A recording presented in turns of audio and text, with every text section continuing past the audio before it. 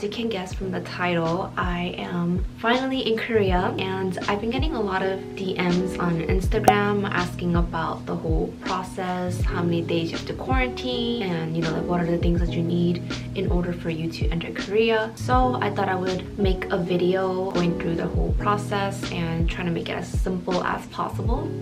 Before I start, I just want to let you know that the rules are constantly changing. So I'm speaking from my experience. Like a few months ago, the mandatory quarantine days was 10 days, and then it changed to 7 days. And apparently starting April 2022, they're thinking about getting rid of the mandatory quarantine. But I think that's only for fully vaccinated people, so I'm not really sure about that.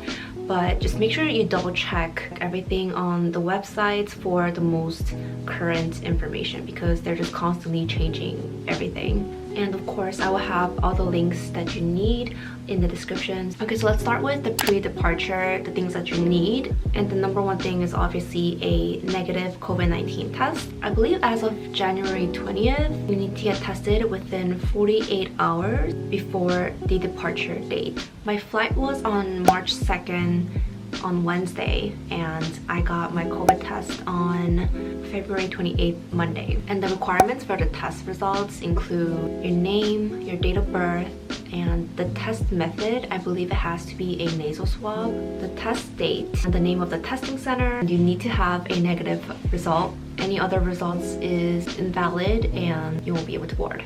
The second thing you need is K-ETA, which is a electronic travel authorization, and this is required for all foreigners that are visiting Korea visa-free. And you need to complete this application within 24 hours prior to boarding your flight. But I recommend doing it like a few days before, just in case there is some kind of error and it doesn't get approved. You can apply for the K-ETA on their website. And there is a small fee of 10,000 won, which I think is like US dollars, $8 or $9. So it's a very small fee, but it's non-refundable. So make sure you enter all of your information correctly. You will not be able to get your money back if they don't approve. Also, when you're applying online, they ask for your passport information, so make sure you have your passport ready. The result only takes like a day, less than a day. I got my result through email in a few hours. And make sure you print it and bring it to the airport, because you're gonna need that. The third thing you need is your quarantine information. Now my case is a bit different because I'm staying at my grandma's house. So if you're like me and you're staying at a family member's house, you will need a family relations certificate. And this is basically documents proving that you're the family member. Okay, so now I'll be talking about the process once you arrive at the airport. And this is my experience departing from JFK. So the first thing I did was I went to check in my bags, and this is where you show your passport, your COVID test results, and your K-ETA approval. They also gave me this paper to sign for the quarantine information. After checking in, I just went through security. I went like 2 hours early since it is an international flight. After security check, I just went around the duty-free shopping and read some book to kill some time. And then once you start boarding, they're gonna ask you to see the boarding pass, and then they check your COVID test results again. So a little tip is for you to print out a few copies of each document just in case. And I also recommend highlighting the important information on the papers so that the process will be a lot quicker. For example, if you have your COVID test results, I recommend highlighting your name and then the test results negative, so that the workers can just like see it right away, and it'll just be a lot faster. And then once I got on the plane, I just sanitized all the high-touch surfaces, like the tray area, the armrest, and my seat was next to the window, so I even wiped down the window because I like to lean my head on it. I mean, I'm sure they already sanitized the plane, but it never hurts to be extra careful, right? After the plane departed, it was time for lunch. I love flying with Korean Air because their bibimbap is bomb. Anyways, after a few hours, they started handing out the forms that you need to fill out. They gave me 4 forms in total. The first one is the customs declaration form, and you need to fill this out even if you don't have any items to declare. The second form was the health declaration form. This form will ask you if you have any symptoms like coughing, shortness of breath, any fever. anywhere, and they also ask you if you're taking any medications for those symptoms, and they also ask you if you traveled anywhere within 21 days. The third form was the arrival card, and in this form they will ask you the address of the place you're staying at. They also ask you your occupation and also the purpose of your visit. For that, you could just write tourism or short visit. And then the last form is the travel record declaration form, and this form will ask you if you've traveled anywhere, and then they also ask you the country that you departed from. They're all pretty straightforward and very easy to fill out, should only take a few minutes, but I do recommend filling them out and having them all ready before you arrive. And then after 14 hours, I finally arrived in Incheon airport, and this is the part that got me super nervous because there are so many different stages that you need to go through. But the first step is like once you get off the plane, the first thing you're gonna see is this big room, and it's gonna be two separate lines, one for Korean nationals and then second for foreigners.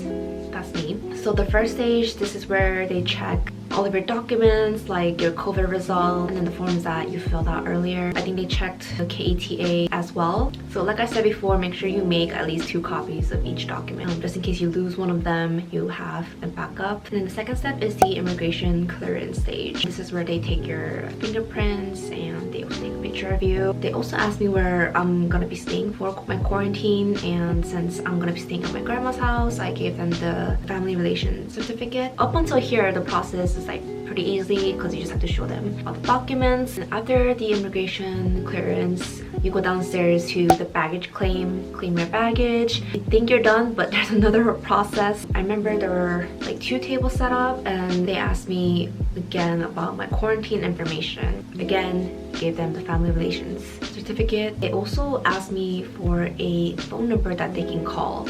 At that time, since I didn't have a Korean phone number, I just gave them my grandma's phone number, and they called that number on the spot to make sure that it's legit. I think through that number, they will call you a couple times to check in with you after a few days. The worker also told me that starting March 1st, you no longer have to download the self-quarantine safety protection app, I think is what it's called. But yeah, basically you no longer have to update your daily status on the phone. After this stage, this is the last part. This is like right before you leave the airport. There were workers standing around and they were asking me how I will be getting to my quarantine destination. And I just told them that, oh, someone I know is picking me up, and they just gave me this orange sticker and they like stuck it on my arm. And then yeah, I was free to go. I just went out and my mom's friend came to pick us up, and I was finally able to go home to my grandma's house.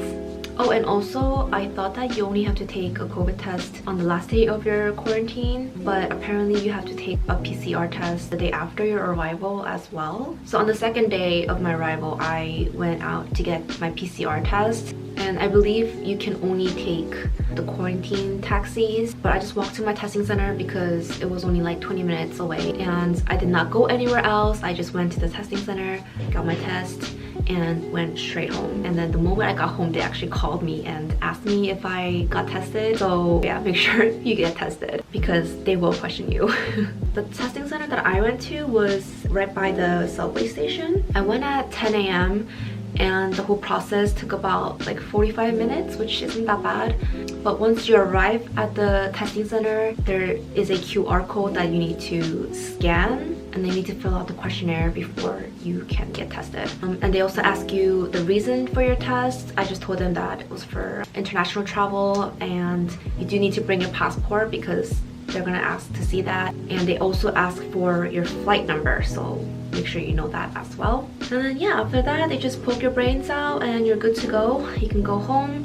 I think I covered most of the things. I know that it sounds a lot, but I think if you have everything prepared, then the whole process will just go a lot smoother. I wish that I filmed this when everything was still fresh in my head, but I originally wasn't planning on doing this video because I feel like there are more videos on YouTube. I hope that this video was helpful. Please let me know if you have any other questions and I will try to answer them. My quarantine is finally over, so I'll be out exploring Korea, and I will also be sharing some travel tips as well. So please subscribe to my channel if you haven't already. I will be posting a lot more Korean content for you guys. Thanks for watching, and I will see you guys in my next video.